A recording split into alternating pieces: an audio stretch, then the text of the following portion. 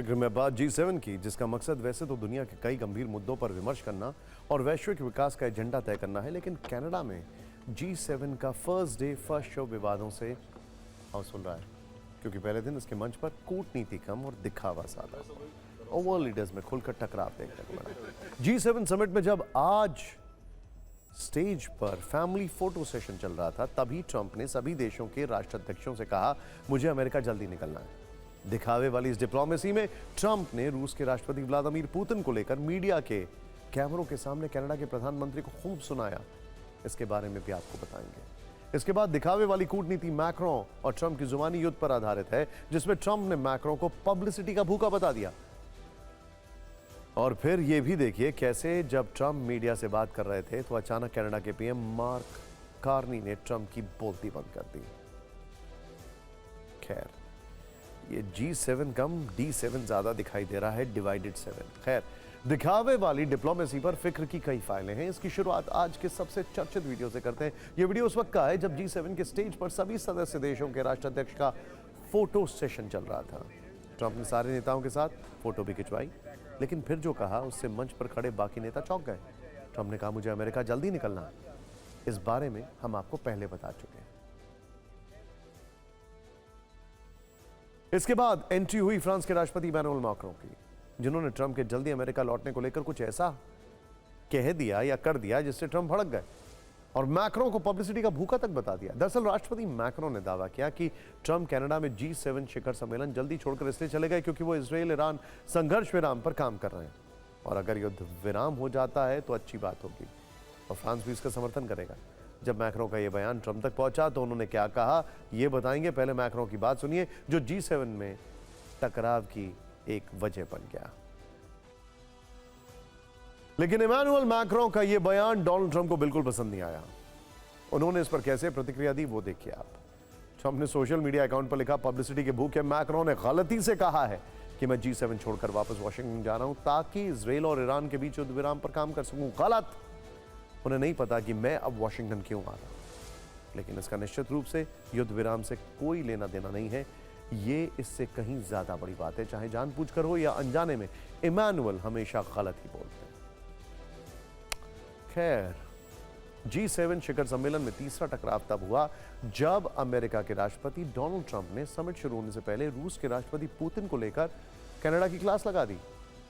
दरअसल G7 किसी दौर में G8 हुआ करता था, यानी उसमें 7 नहीं 8 देश थे, 8 देश थे और उसमें रूस भी शामिल था। लेकिन वर्ष 2014 में क्रीमिया पर कब्जे के बाद रूस को G8 से बाहर कर दिया गया और इसके लिए ट्रंप ने अमेरिका के पूर्व राष्ट्रपति बराक ओबामा और कनाडा के पूर्व पीएम जस्टिन ट्रूडो को जिम्मेदार बताया। ट्रंप ने कहा कि G8 से रूस को बाहर निकालना एक बहुत बड़ी गलती थी।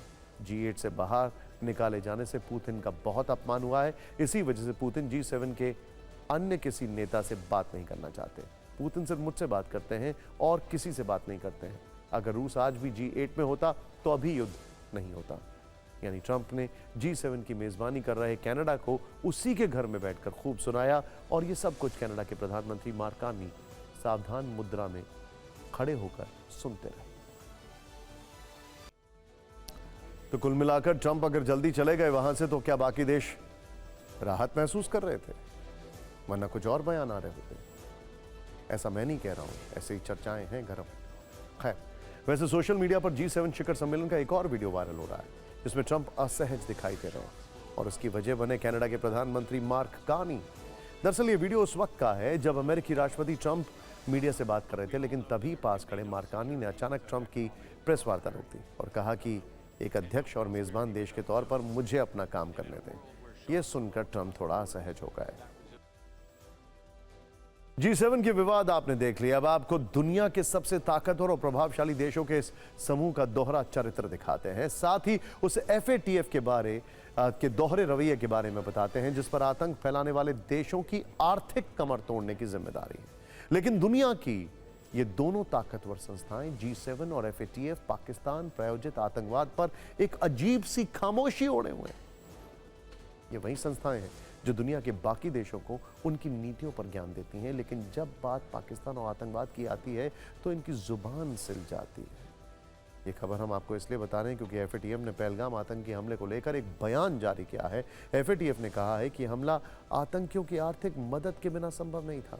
एफएटीएफ ने माना है कि ऐसे हमलों के पीछे हमेशा कोई ना कोई संगठित फाइनेंशियल नेटवर्क होता है। एफएटीएफ के इस बयान का स्वागत किया जा सकता है, लेकिन सवाल खड़े होते हैं कि जब आपको खुद ये पता है कि इतने बड़े हमले के पीछे भारी भरकम फंडिंग है, तो फिर उन देशों या संस्थाओं से सवाल क्यों नहीं किए जा रहे जो पाकिस्तान को वर्षों से पैसे दे रही हैं, जैसे आईएमएफ, एशियन डेवलपमेंट फंड। ये दोहरा रवैया नहीं है तो फिर क्या है? अब जरा G7 का हाल देख लीजिए। कनाडा में दुनिया के 7 सबसे ताकतवर देश G7 अपनी सालाना बैठक में जुटे हैं। America, Britain, France, Germany, Italy, Canada और जापान। लेकिन इस बैठक में कहीं भी भारत के खिलाफ पाकिस्तान द्वारा फैलाए जा रहे आतंकवाद पर न कोई चर्चा हुई, न कोई प्रस्ताव आया और न ही कोई सार्वजनिक निंदा हुई। अगर आप गौर करें तो G7 में सबसे प्रभावशाली देश अमेरिका और उसकी नीति हमेशा से कन्वीनियंस डिप्लोमेसी वाली रही है, यानी जब जहां फायदा दिखे वहां सख्ती वरना चुप्पी। इसका एक ऐतिहासिक उदाहरण देखिए। 2003 में अमेरिका ने इराक पर जैविक हथियारों का आरोप लगाकर हमला किया और सद्दाम हुसैन को सत्ता से बेदखल कर दिया। लेकिन पाकिस्तान के खिलाफ जब भारत ने बार बार सबूत दिए, टेरर कैंप्स, ISI की भूमिका, हवाला नेटवर्क, इंटरसेप्टेड कॉल्स के बारे में बताया, तो अमेरिका और G7 दोनों ने क्या कुछ किया? कुछ भी नहीं। ना तो अमेरिका ने पाकिस्तान को लताड़ा, ना G7 ने कोई प्रस्ताव पास किया। और FATF वो तो जैसे दर्शक दीर्घा में बैठकर तमाशा देख रहा है। हर साल पाकिस्तान को अरबों डॉलर की अंतर्राष्ट्रीय सहायता मिलती है। IMF से करीब 12,000 करोड़ का लोन मिल चुका है। वर्ल्ड बैंक से करीब 6,000 करोड़ का अनुदान मिलने वाला है। एशियन डेवलपमेंट बैंक से करीब 7,000 करोड़ का कर्ज मिल चुका है और चीन, अमेरिका से उसे खास कूटनीतिक छूट मिलती रही है। यानी एक ऐसा देश जो आतंकवाद को एक्सपोर्ट करता है, उसकी जेब दुनिया भर की संस्थाएं भर रही हैं और FATF उसे ग्रे लिस्ट में डालने की हिम्मत नहीं जुटा पा रहा है। यही है दोहरा चरित्र जिसकी हम बात कर रहे हैं।